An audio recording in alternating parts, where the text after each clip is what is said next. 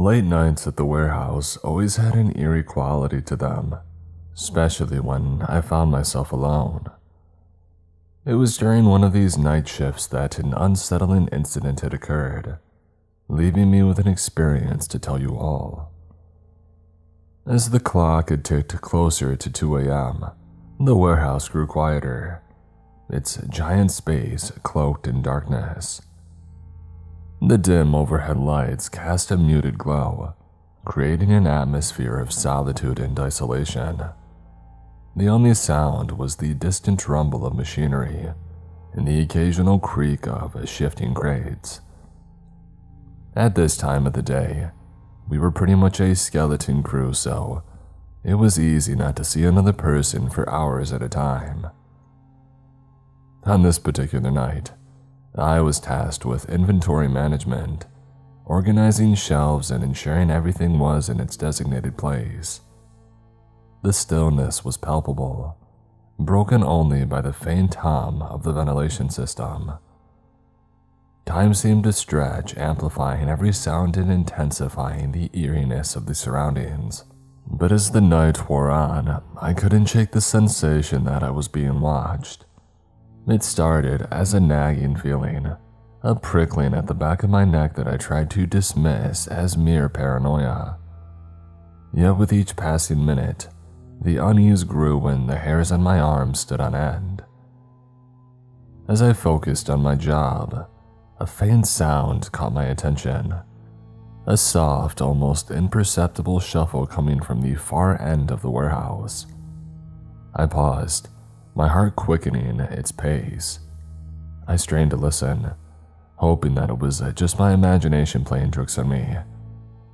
But then without a warning, a stack of boxes on the nearby shelf had shifted, and they crashed to the ground, shattering the silence. My heart jumped and a chill ran down my spine. It wasn't just my imagination. Someone or something was nearby. Fear and curiosity mingled as I cautiously made my way towards the source of the noise. Each step echoed in the vast space, heightening the tension. The beam of my flashlight cut through the darkness, revealing rows of towering shelves, casting shadows in their wake. The shuffling sounds had persisted, growing more distinct with every passing moment. I swallowed hard, my pulse pounding in my ears. I rounded a corner and there in the dim glow, I caught a glimpse of movement, a fleeting figure darting out of sight. Adrenaline surged through my veins as I pursued the mysterious presence.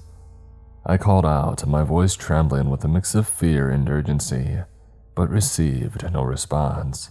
The echo of my own voice bounced off the walls, creating an eerie chorus in the otherwise silent warehouse. As I ventured deeper into the shelves, I became disoriented, losing track of time and direction. The atmosphere grew heavier, charged with an unexplainable energy. A sense of dread settled over me, and a voice in the back of my mind urged me to turn back, to retreat to safety. But curiosity and anger propelled me forward. And then, just as I was about to give up, a distant whisper had reached my ears, a low and chilling murmur that sent a chill down my spine. My heart raced as I followed it, my instinct guiding me through the aisles. The whispers grew louder, overlapping and forming indistinct words that filled me with a growing sense of unease. It was as if the warehouse itself had come alive. And then at the end of a dimly lit aisle, I saw it, a figure standing in the shadows. It stood motionless, its presence exuding an aura of darkness and malice. Fear gripped me, but I couldn't tear my eyes away. The figure turned towards me, revealing a face twisted into an unnerving grin. Its eyes gleamed with an otherworldly intensity, fixated on me with an unsettling gaze. My heart pounded in my chest and a cold sweat trickled down my spine. It was a moment frozen in time, a meeting of unknown forces in the dark corners of the warehouse.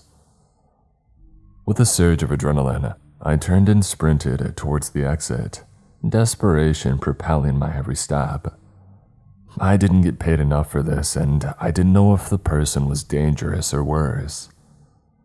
The echoes of my racing footsteps reverberated through the warehouse, competing with the thunderous beating of my heart. I dared not look back, fearing what lurked behind me. As I burst through the doors into the open air of the night, a relief washed over me. Rain poured from the stormy night sky, drenching my body, but I didn't care. I was free from the clutches of the mysterious figure that haunted the warehouse. Gasping for breath, I glanced back at the imposing structure that held my encounter. The warehouse stood silent and unyielding, its facade seemingly innocent, concealing what unfolded within. After that, I tried calling my supervisor and telling him about it. Surprisingly at first, he actually seemed concerned and he called the police to come and have them check the place out. After searching, they came back and said that they found nothing. No man and no disturbances, beside the toppled over shelf. Since that day, I haven't come back to that warehouse. I now work in fast food, and I try to work the day shift as much as I can. Something about that night has changed me forever, and I never want to encounter something like that again. I seem to be a magnet for creeps and weirdos, and since I got such a positive response on my last experience, I figured I would share a few more with you all. I'll be writing in order of let's not meetness, so scroll to the end if you only want the scariest. A little bit of background. These all took place outside my home at the time, which was on the literal last block of a major city, right across the street from the beach. The building was framed on 4 sides by the beach, the woods, a construction site, and a few other sleepy houses, as well as a Muni line. Think the subway but above ground. It's the very last stop on the Muni, so unless you catch it at the right time of the day, or at the height of tourist season, the area is basically empty on the sidewalks. The house itself has an initial patio door, which doesn't always fully close if you don't slam it, and then an entry area, with a staircase and leading up to a second locked door that leads to the apartment. My first experience. I get home from work one day at about 9 p.m. and immediately get into a small spat with my roommates. After about 30 minutes, I decide to leave and cool off a little bit. I had planned on sitting on the porch outside, but as I looked across the street at the ocean, I decided it would be more peaceful there. I had never been to the beach at night for safety, but as I looked at the well-lit parking lot and no one in sight, I decided it would be alright. In the 1-block span from the beach to my home, there was a little wooded path that started on my street and dumped you out at the crosswalk for the beach. It also intersected with another pathway that took you down the coast. I sat for a bit. Everything was fine, and after a while, I started the 1-minute walk back on the little path. All of a sudden, I look up and see a man walking briskly on the intersecting path, looking right at me. I speed up a bit and try to ignore him, and as we hit the section where the two paths intersect, I end up being about a foot away from him. He calls out to me, "Hey, I want to talk to you." I ignore him, and after a few more steps, he reaches out his hand and grabs a part of my hair, saying, "Hey, come here." I immediately yank my hair out of his hand and I book it the last block, sprinting to my house, and I can hear him running behind me.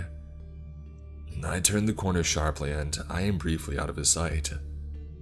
Luckily, the initial entryway to the patio has been left open by accident, and I run in through the door and I slam it shut. I hear his footsteps stop outside, followed by silence. As I go upstairs and I look through our front window, I see him walking away into the construction site. Experience number 2. I had a friend that lived a couple blocks from where I was, along the same stretch of beach. After hanging out one day, I decided to head back home around sunset. I've walked this way many times and it's just barely light outside still. Only a 5-minute walk, so I figure that I'll be home before dark. As I cross the intersection from their house, I notice a white van parked in the corner that is not usually there, covering a little garden I like to look at on my way back. I can just barely make out 2 people in the front seat. I think odd, okay, whatever, and I pull out my pepper spray. I cross the street, passing the van and now have my back to it. As soon as my foot hits the pavement, on the other side of the street, I hear the van start up. I turn my head just slightly and I see them, illegally turning onto the street where I am now walking.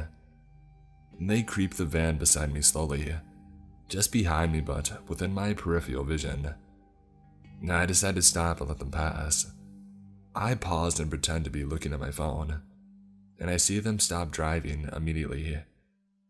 This was a big nope for me and I broke into a run, the van following me, to a small vintage motel about 1 building away, that I know has an open entrance courtyard.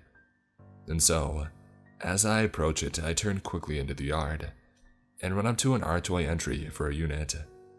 I stop at the first few steps, catching my breath, and I open my phone front camera to use as a sort of mirror to see what the van is doing. They had backed up to the entry of the motel, and sat there for a few minutes.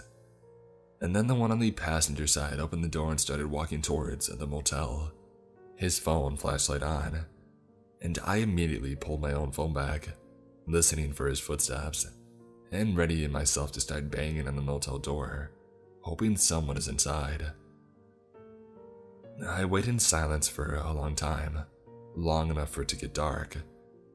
I finally look out again, and both the man and the van are gone. I call an Uber to take me the last 2 blocks. Sorry, Uber driver. I never saw them again. My third experience.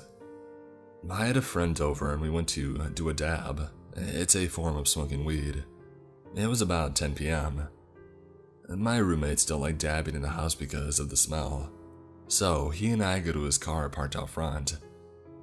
We're in the car having a good time when I notice a person walking down the block, pulling on car door handles. I notify him and we watch as the same person comes up to his car and yanks on the back door. He honks his horn and they back up for a minute, and then walk up to his driver window and knock on the window, making a motion to roll it down. Just as I'm about to tell him, don't, he rolls down the window a bit. The person is clean and normally clothed and asks what day it is, and then what time it is, and to which my friend answers.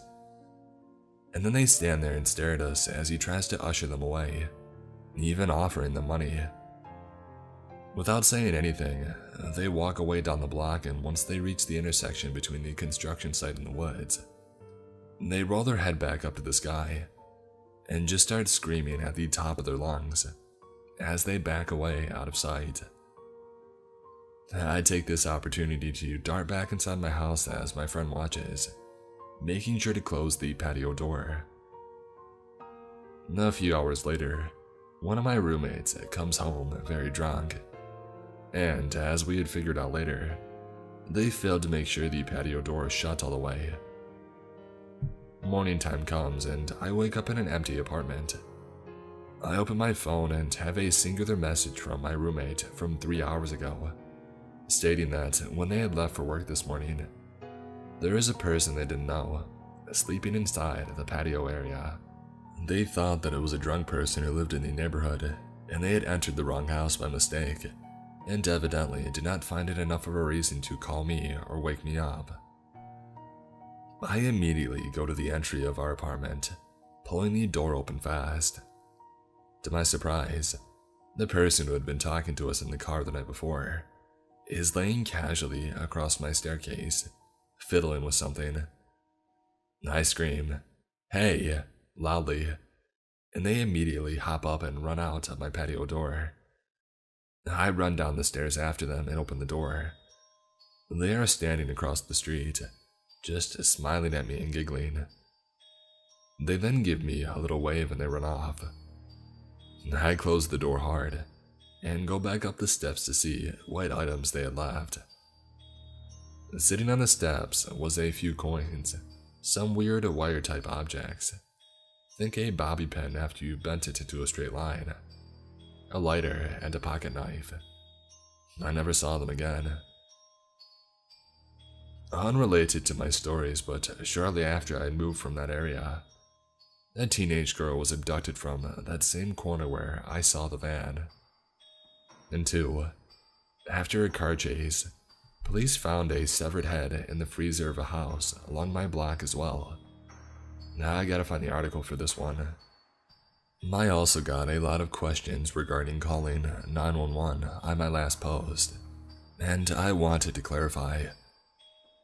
I am from a rural area, and I have had many bad experiences with cops abusing power, and I have been raised to always be wary of the police. I have also had situations that were severe enough that I did need to call them, and they didn't help me. So, that is not really a thought that goes through my head when dealing with these situations, and I've learned how to take care of myself or utilize community resources for other situations. These all happened years ago, and it's all pretty wild to look back on, and remembered how terrified I felt in these times. So, there's my stories. I hope you all enjoyed. What I'm going to say happened 2 years ago. I was only 10. I'm not an English native speaker, so feel free to correct me if I'm making any mistakes. Even my parents don't know about what happened. But hanging here and reading other people's stories made me feel the urge to share mine as well. For the context, my father, mother, and little sister and me were in China, in a very luxurious hostel organized like that. The entrance is a building itself from which you had to take an elevator to access a big park. From this park, you have to walk 3 to 4 minutes to arrive in front of a 30-floor building.